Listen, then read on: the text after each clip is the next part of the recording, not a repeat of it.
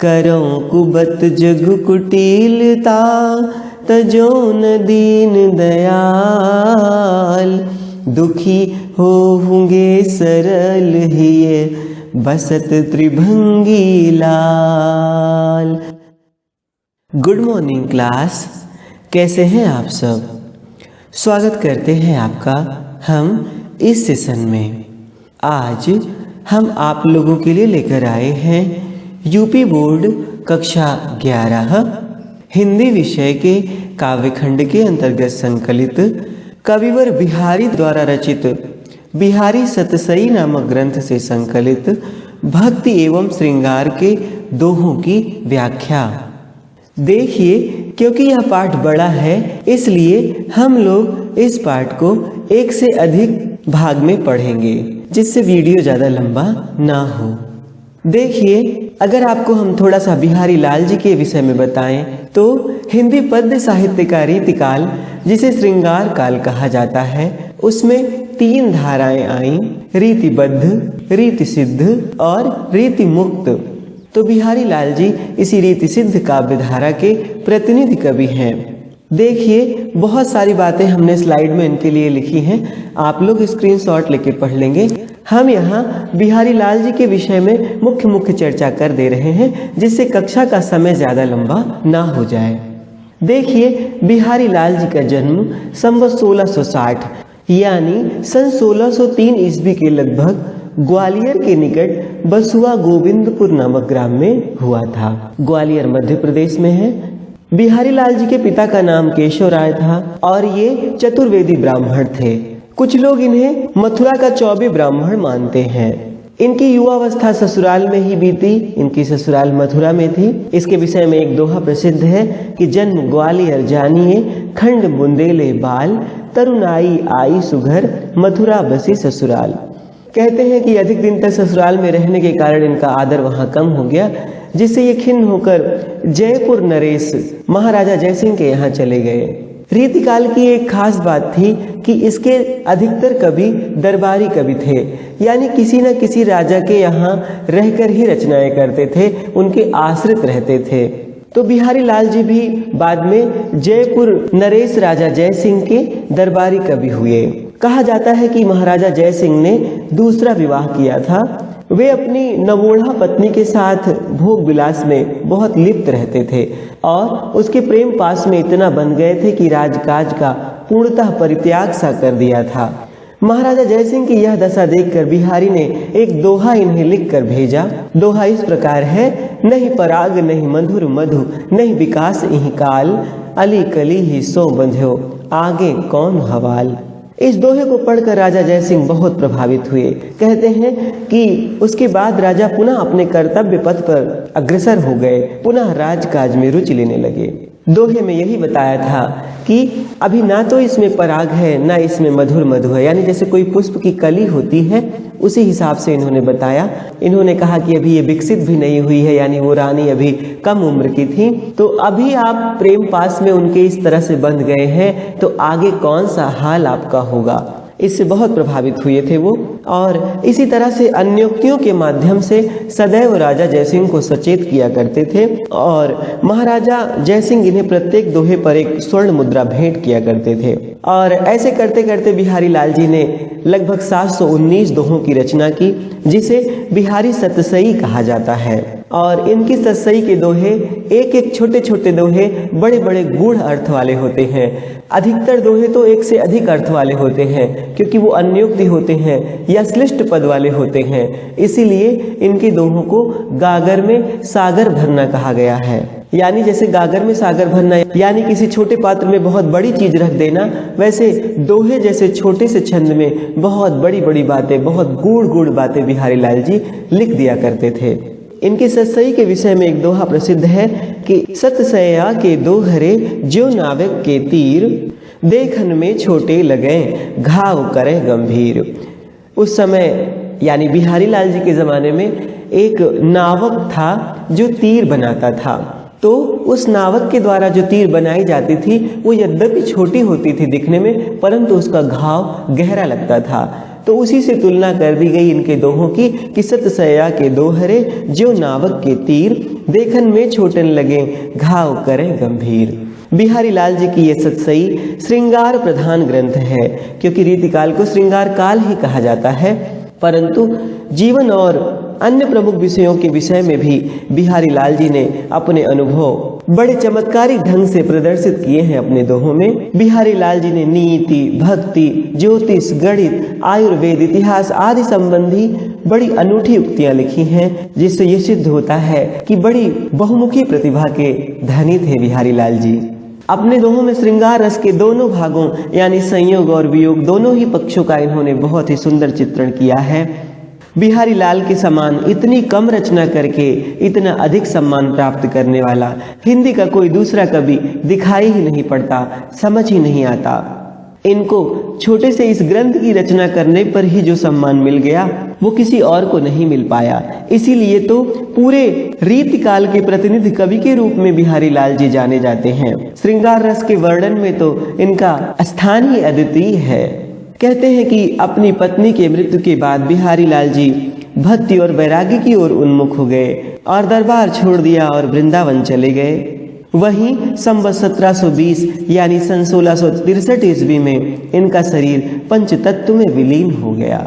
बिहारी लाल जी की भाषा ब्रज भाषा है। इनकी भाषा में कहीं कहीं बुंदेली, अरबी, फारसी इसके भी शब्द पाए जाते हैं। बिहारी लाल जी की इसी कृति यानी बिहारी सतसई ने हिंदी काव्य साहित्य में इन्हें अमर कर दिया है। बिहारी लाल की शैली मुक्तक काव्य शैली है और इनका सर्वाधिक प्रिय छंद दोहा ही है, वो तो सहज ही देखा जा सकता है। इतना ही नहीं, बिहारी लाल जी ने छोटे छोटे दोहों में अनेक अलंकारों को भर दिया है। एक एक दोहे में आपको श्लेष भी मिल जाएगा, उपमा भी मिल जाएगा, रूपक उत्प्रेक्षा भी मिल जाएगा। इस तरह से एक एक दोहे में कभी कभी कई कई अलंकार प्राप्त हो जाते हैं। ऐसा तो ये बिहारी लाल जी का संक्षिप्त परिचय था। बिहारी लाल जी को इसीलिए तो कविवर कहा जाता है। कविवर यानी कवियों में श्रेष्ठ। छोटे छोटे दोहे जैसे छंद में बहुत बड़ी बड़ी बातें कह जाते हैं बिहारी लाल जी।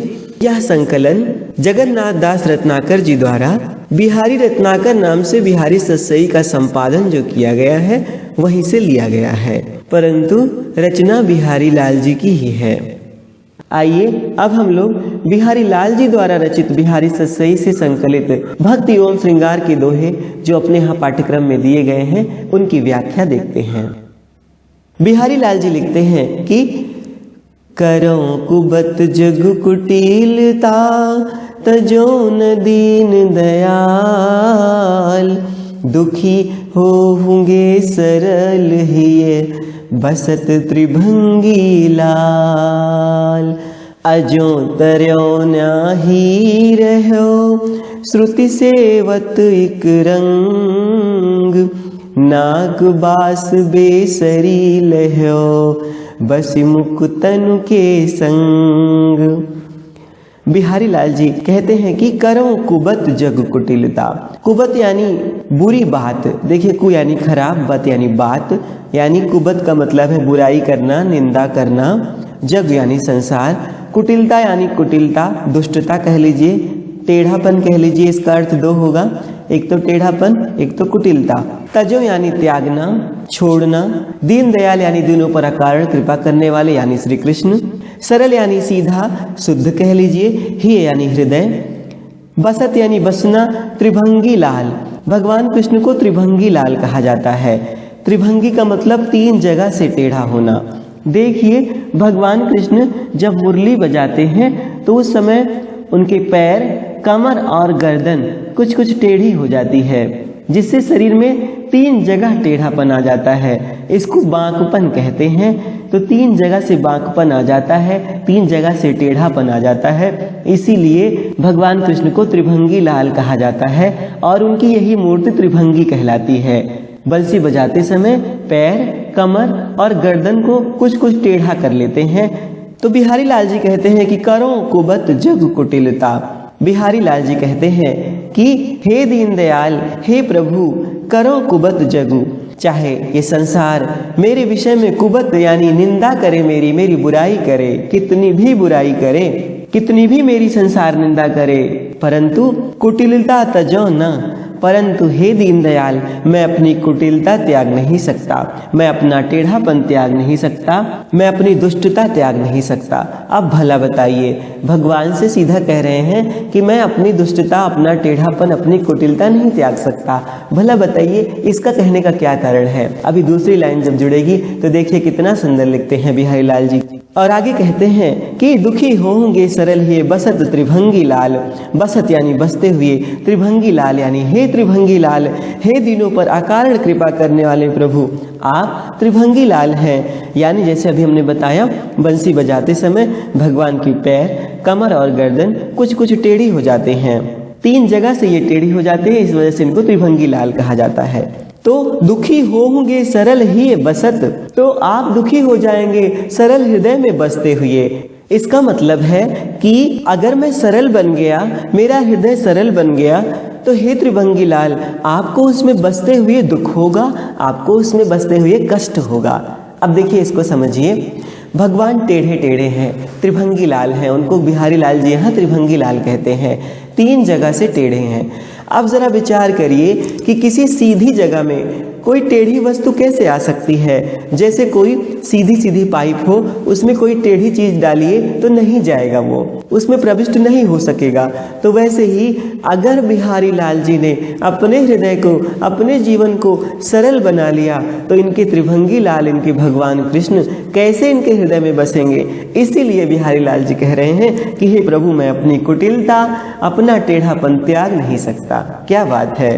कहने का भाव है कि हे प्रभु, यदि मैंने अपनी कुटिलता को त्याग दिया और मैं सीधा हो गया, यानी मैं अपने टेढ़ेपन को त्याग कर अगर सीधे हृदय वाला हो जाऊंगा, सरल हृदय वाला हो जाऊंगा, तो प्रभु आपको मेरे हृदय में बसने में कष्ट होगा, क्योंकि टेढ़ी वस्तु टेढ़ी ही जगह जा सकती है, सीधी जगह कहाँ जा सकती है। इसीलिए मैं भी अपने हृदय को कुटिलता से भर रखूंगा, टेढ़ा टेढ़ा किए रहूंगा। ऐसा कितनी सुंदर भावना है। यानी हे प्रभु, संसार भले ही मेरी निंदा करे, मेरी बुराई करे कि बिहारी लाल जी अपनी कुटिलता नहीं त्याग रहे हैं, परंतु हे प्रभु, हे दीनदयाल, मैं अपनी कुटिलता छोड़ नहीं सकता, क्योंकि हे त्रिभंगी लाल, मेरे सीधे चित्त में, मेरे सीधे हृदय में बसने से आपको कष्ट होगा प्रभु, और ये मैं कैसे सहन कर सकता हूँ? आप टेढ़े टेढ़े हैं, इसीलिए मैं भी अपने हृदय को सीधा नहीं होने दूंगा, टेढ़ा टेढ़ा ही रहने दूंगा। इसीलिए मैं अपनी कुटिलता का त्याग नहीं करूंगा, क्योंकि सीधी जगह में भला टेढ़ी मूर्ति कैसे रह सकेगी?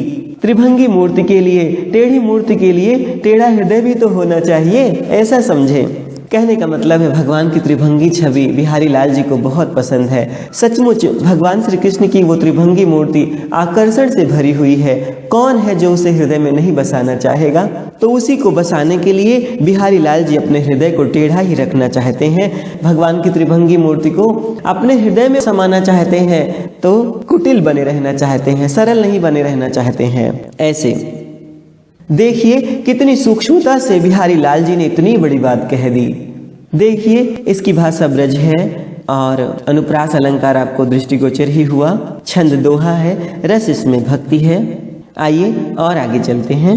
अजो तरयो ना ही रहो, श्रुति सेवत इक रंग, नाक बास बेसर लहो, बस मुक्तन के संग। आइए पहले शब्दार्थ देखते हैं। अजो का मतलब है आज भी या आज तक। तर्योना, तर्योना का मतलब है कान का एक प्राचीन आभूषण, कर्णफूल जिसे कह लीजिए। तर्योना का एक और अर्थ है, यदि संधि विच्छेद की तरफ से जाएं तो तर्यो ना, यानी ना तर सका, उद्धार नहीं हो सका। तर्योना, तर्योना का एक और अर्थ है अधोवर्ती। अधोवर्ती यानी निम्न स्थान पर रहने वाला, तली में रहने वाला। देखिए ग्रामीण इलाके में आज भी कोई चीज़ नीचे रखनी होती है तो कहते हैं इसको तरे रख दीजिए। तरे यानी तली में, यानी नीचे रख दीजिए, ऐसा। श्रुति का मतलब है वेद, श्रुति। श्रुति का मतलब है कान। एक रंग, एक रंग का मतलब है एक ही ढंग से, एक ही रीति से या एक निष्ठ होकर। और एक रंग का मतलब है अविच्छिन्न रूप से, एकमात्र कह लीजिए। नाक बास, बास यानी निवास कह लीजिए। नाक बास का मतलब है स्वर्ग का निवास और नाक बास का मतलब है नासिका का वास। नासिका बोलते हैं नाक को, नाक यानी जो मनुष्य की नाक है। नासिका का वास यानी उच्च स्थान भी इसका मतलब होता है। नाक व्यक्ति के सम्मान का प्रतीक होती है। जैसे देखिए, अगर इज्जत बढ़ जाती है तो कहते हैं हमारी नाक ऊंची हो गई, और इज्जत घट जाती है तो कहते हैं हमारी नाक कट गई। ऐसा। बेसरी का मतलब है अत्यंत अधम प्राणी, अत्यंत नीच प्राणी। और बेसरी का मतलब है नाक का एक आभूषण, जिसको देहात में झुलनी कहते हैं, नथ कहते हैं। देखिए, बेसरी का एक और अर्थ है अनुपम। अनुपम यानी जिसकी उपमा ना दी जा सके, जिसकी तुलना ना की जा सके। तो नाक बास बेसरी का एक अन्य अर्थ भी हो जाएगा स्वर्ग का अनुपम निवास स्थान। लह यानी प्राप्त कर लिया, बस यानी बस कर, रहकर। मुक्तनु यह भी श्लिष्ट पद है। मुक्तनु का एक अर्थ है जीवन मुक्त महात्मा लोग, जीवन मुक्त सज्जन लोग। मुक्तनु का मतलब है मोतियां, क्योंकि मुक्ता का मतलब मोती होता है। और मुक्तनु का एक और अर्थ होता है मुक्त लोग, यानी निष्पक्ष लोग, जो ना इधर की बोलते हैं ना उधर की बोलते हैं, निष्पक्ष निर्णय देते हैं। संग यानी साथ। तो इस दोहे में बिहारी लाल जी ने बहुत ही सुंदर श्लेष अलंकार का प्रयोग किया है, और कहते हैं कि निरंतर केवल वेद पाठ करने की अपेक्षा निरंतर सत्संग ज़्यादा श्रेष्ठ होता है।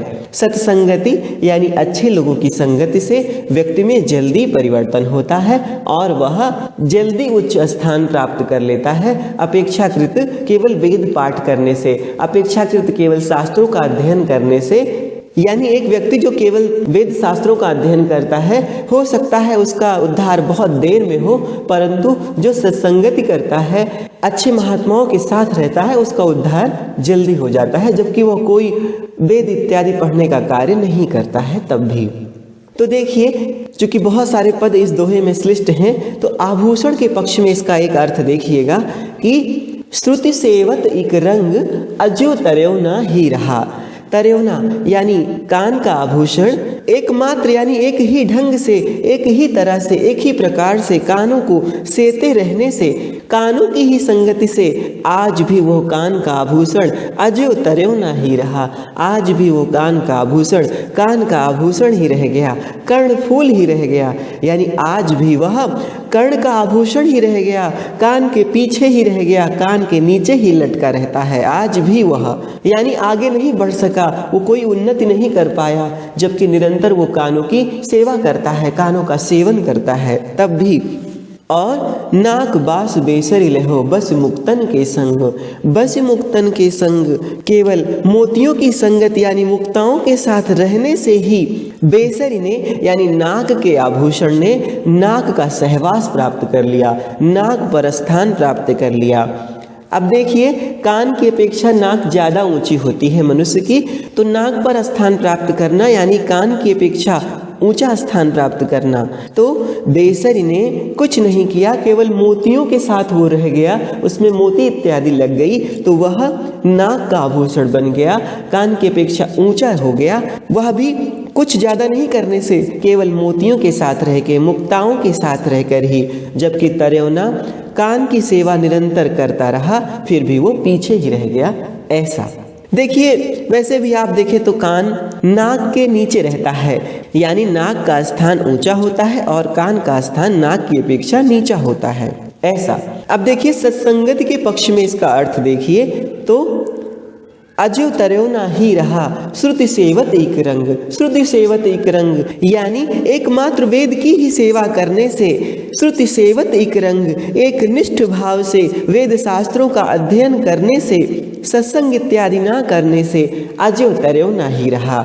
यानी केवल और केवल वेद का अध्ययन करते रहने से, वेद पढ़ते रहने से आज भी लोग तरे बिना ही रह गए। अजो तरेवना ही रहा, तरेवना आज भी वो बिना तरे रह गए, आज भी उनका उद्धार नहीं हो सका। आज भी केवल ऐसा ही करके संसार से कोई नहीं तर पाया, किसी का भी उद्धार आज तक केवल वेद के पढ़ने से नहीं हुआ। जबकि नाक बास बेसरी लहो बस मुक्तन के संग, जबकि बस मुक्तन के संग बेसरी, जबकि बेसरी यानी अत्यंत अधम प्राणी ने भी जीवन मुक्त महात्माओं की संगति से, उनके केवल साथ रहने ही भर से बस मुक्तन के संग केवल उनके साथ रहने भर से, उन मुक्त आत्माओं के साथ रहने भर से ही नाक बास बेसरी लेहो। बेसरी ने यानी अत्यंत नीच, अत्यंत अधम, अत्यंत पापी व्यक्तियों ने भी नाक बास लेहो, नाक बास लेहो यानी स्वर्ग का वास, लेहो यानी प्राप्त कर लिया।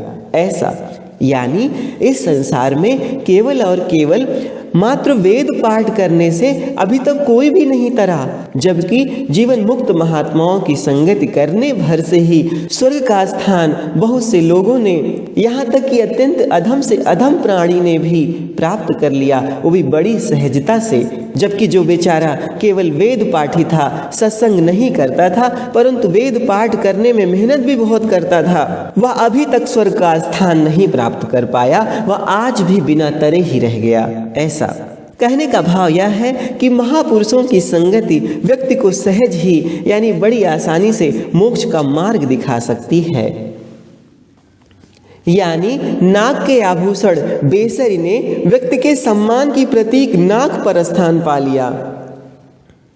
देखिए एक अन्य अर्थ देखें कि उस समय राज दरबारों में गुटबंदी हो जाती थी, चुगली की प्रवृत्ति बहुत थी। यानी कुछ लोग जो राजा से दूसरे लोगों की चुगली करते थे तो उनको लगता था कि वो राजा की निगाह में बहुत बढ़ जाएंगे, तो उस पर भी व्यंग के अर्थ में इस दोहे का एक अर्थ इस प्रकार से होगा कि श्रुति सेवत इक रंग, यानी निरंतर एक ही काम करने वाले, निरंतर राजा के कान भरने वाले, राजा से दूसरों की केवल बुराई करने वाले, अजो तरेव ना ही रहा।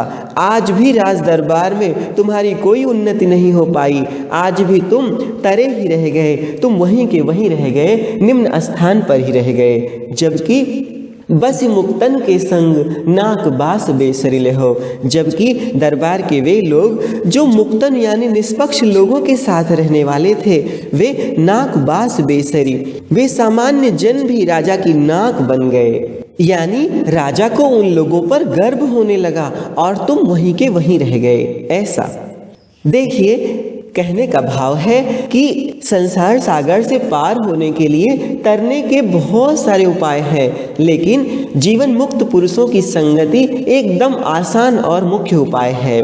यद्यपि श्रुति सेवन से यानी वेदों की सेवा, वेदों को पढ़ने से भी संसार से तरा जा सकता है, यह भी संसार से तरने का एक उपाय है, परंतु जितनी जल्दी सत्संग से मनुष्य तर जाता है उतनी जल्दी वेद शास्त्र के अध्ययन से नहीं, क्योंकि स्वतः वेद शास्त्र पढ़ने से मनुष्य निरंतर विचार सागर में गोता लगाता रहता है, उसको अच्छे बुरे का ज्ञान नहीं हो पाता, और मुक्तों की संगति करने भर से एक अधम व्यक्ति भी स्वर्ग का अनुपम वास प्राप्त कर लेता है। जैसे देखो यह कान का तरेवना, कान का आभूषण, कान का सेवन कर रहा है पर अब तक नहीं तर सका, तरेवना ही रहा, अधोवर्ती ही रहा, और बेसरी ने केवल मोतियों के साथ रहकर ही व्यक्ति की नाक पर स्थान पा लिया।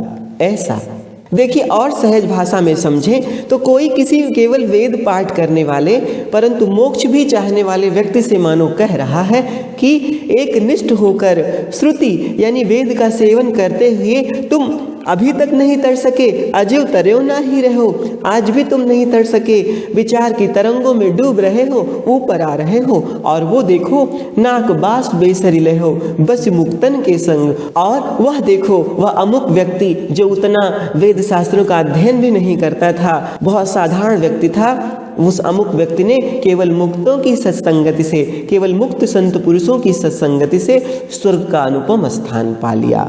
ऐसा देखिए श्लेष अलंकार का कितना अच्छा प्रयोग बिहारी लाल जी ने इसमें किया है।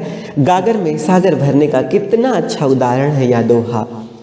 देखिए इसमें भाषा ब्रज है, छंद दोहा है, रस इसमें शांत है और अलंकार अनुप्रास है। साथ में कई जगह पे श्लेष अलंकार है, कई पद श्लिष्ट हैं, जैसे तरेवना, श्रुति, नाकवास, बेसरी, मुक्तनु, इक रंग। आइए और आगे चलते हैं। बिहारी लाल जी लिखते हैं कि मकराकृति गोपाल के सोहत कुंडल कान, धर्यो मनोहिय धर समरु ड्योढ़ी लसत निशान। आइए पहले शब्दार्थ देख लेते हैं। मकराकृति, मकर बोलते हैं मछली को, तो मकराकृति का मतलब है मकर यानी मछली की आकार के, यानी मछली के जैसे बनावट वाले। गोपाल यानी श्री कृष्ण, सोहत यानी सुशोभित होना, कुंडल यानी कुंडल, कान यानी कान, मनो यानी मानो, ही ये धर यानी हृदय रूपी धरा। देखिए रूपक अलंकार है इसमें। समर बोलते हैं कामदेव को, ड्योढ़ी यानी चौखट, लसत यानी सुशोभित होना, निशान यानी झंडा। देखिए निशान उस झंडे को कहते हैं, उस ध्वजा को कहते हैं जिस पर उसके धारण करने वाले का कोई चिन्ह बना होता है। कामदेव की ध्वजा पर मछली यानी मकर बना हुआ माना जाता है और इसी से कामदेव का नाम मकरध्वज, मीन केतु आदि है। देखिए ड्योढ़ी, ड्योढ़ी हम आप ग्रामीण क्षेत्र से संबंध रखते हैं तो ड्योढ़ी जानते हैं। ड्योढ़ी का मतलब है प्रवेश द्वार, मुख्य द्वार, दरवाजा कह लीजिए। यहाँ पर बिहारी लाल जी ने कान को ड्योढ़ी माना है। देखिए अगर आप कान की बनावट देखें तो इसकी बनावट भी घुमाव फिराव वाली होती है, इसलिए बिहारी लाल जी ने कान को ड्योढ़ी माना है। तो इस दोहे में नायिका यानी राधा जी की सखी, नायक यानी श्री कृष्ण पर कामदेव का जो प्रभाव हुआ है उसी का वर्णन कर रही है नायिका से। राधा जी की सखी नायक यानी कृष्ण के पास से होकर आई है और नायिका की सुंदरता का वर्णन सुनकर श्री कृष्ण पर जो कामदेव का प्रभाव पड़ा है उसका वर्णन नायिका से करती है कि नायक के हृदय को यानी श्री कृष्ण के हृदय को कामदेव ने अपने वश में कर लिया है और प्रमाण के रूप में, निशान के रूप में कामदेव की ध्वजा रूप कुंडल फहरा रहे हैं श्री कृष्ण के कानों में। तो सखी नायिका से कह रही है कि हे सखी मकराकृति गोपाल के सोहत कुंडल कान, हे सखी गोपाल के कानों में मकराकृति कुंडल यानी मछली की बनावट वाले कुंडल ऐसे सुशोभित हो रहे हैं कि धर्यो मनोह्य धर समरु ड्योढ़ी लसत निशान।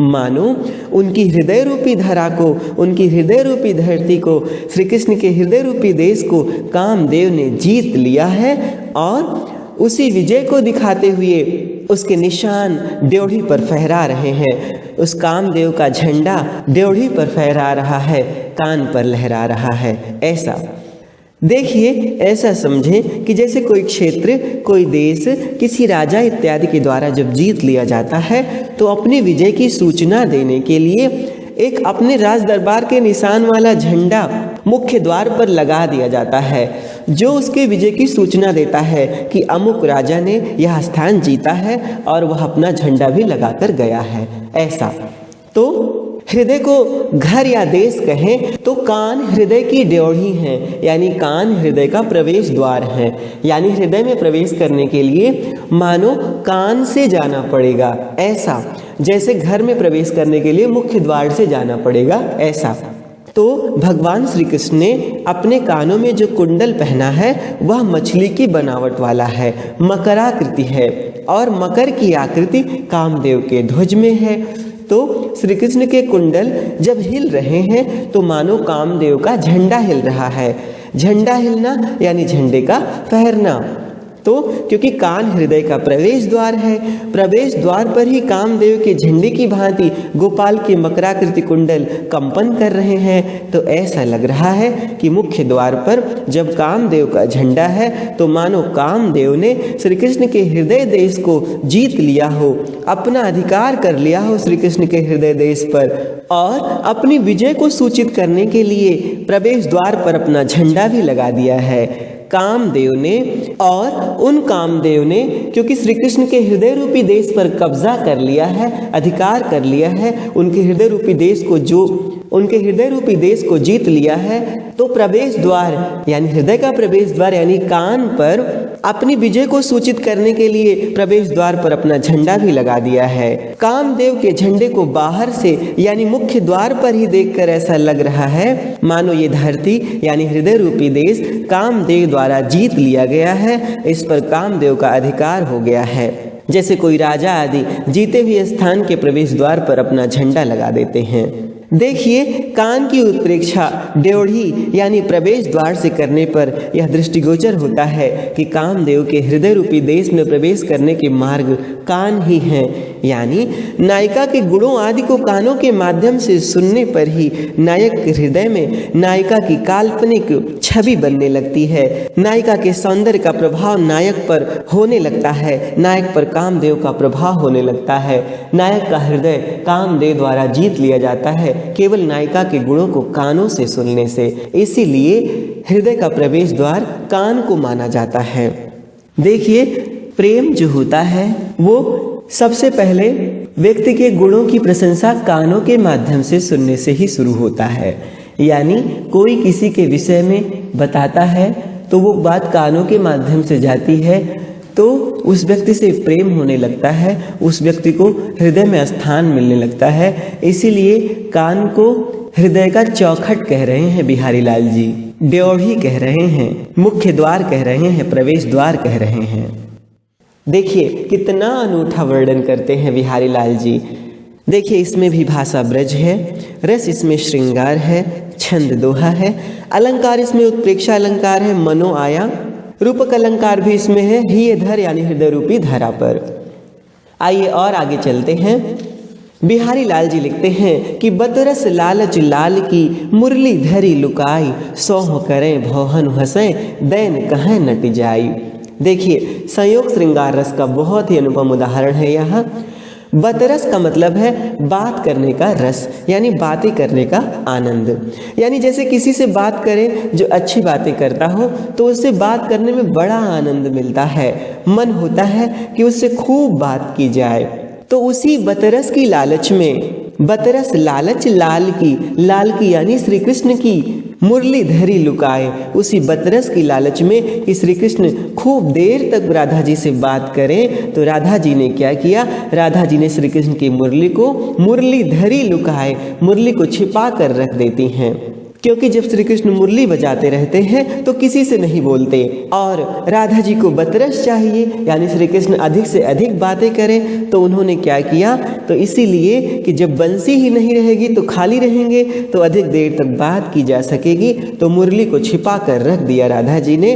तो इधर बंसी के खो जाने पर कृष्ण बड़े व्याकुल हैं, तो वे राधा जी से बंसी के बारे में पूछते हैं कि क्या तुम्हारे पास मेरी मुरली है।